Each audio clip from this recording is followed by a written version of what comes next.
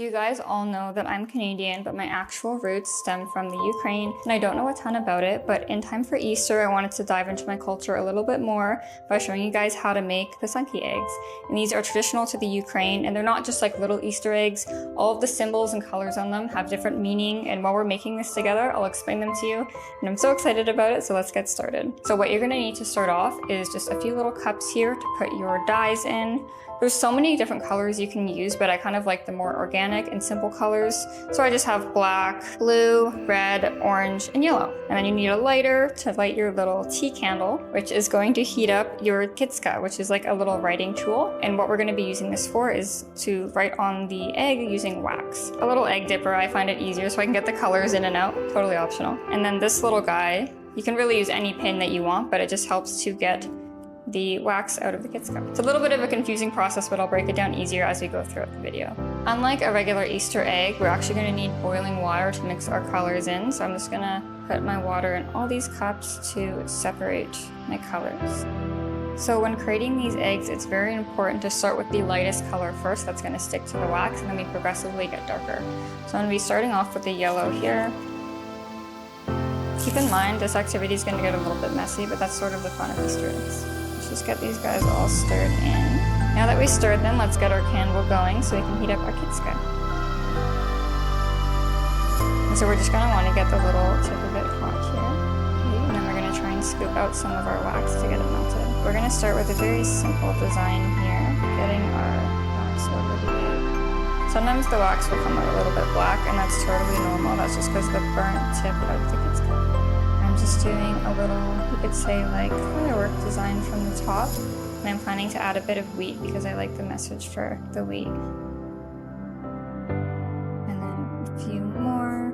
It's funny, I remember doing this when I was a lot younger, and it wasn't this difficult, but it's a good way to learn more about your heritage by doing activities that are traditional to it. So the different shapes, designs, and colors on the egg are very important. So there's different meanings, such as wheat or flowers on the egg represents a wish for good harvest and a happy life.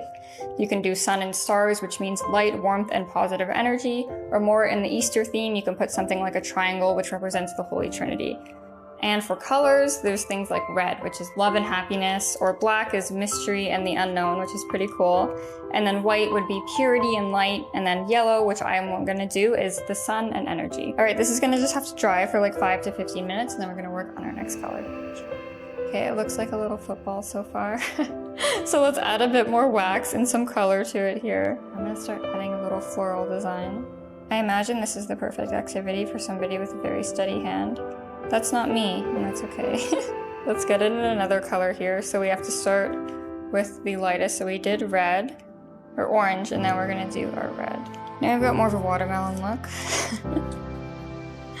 And let's let this dry again, and then we're probably gonna go into our darker colors. But you can definitely see the yellow coming in from the previous wax design, so that's pretty cool. Okay, this is looking very unique. It's like the face only mother can love. So let's get on to our last design and color here. I don't really know how to recover from this, but I think we'll just do it on the other side. We're gonna go for the green.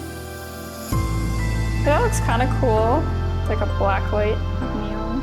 Overall experience, this was unique and way more difficult than I expected. Probably not my best design, but hey, I learned something. And it's still fun to be able to do something that's within my culture and learn about it a little bit more. I'm gonna give this a solid 7 out of 10. It may be ugly, but I'm proud of it because I did it myself. If I had to do this again, I would probably get a bit of a stronger candle. Those are my tips if you're gonna make one for yourself at home. Thank you so much for diving into a little bit of the Ukrainian culture with me and trying something new. It might have not worked out very well, but I still had fun. And if you want to get to know me more or see more of my content, make sure to click that link and subscribe to my OnlyFans, and I will see you next time. Bye!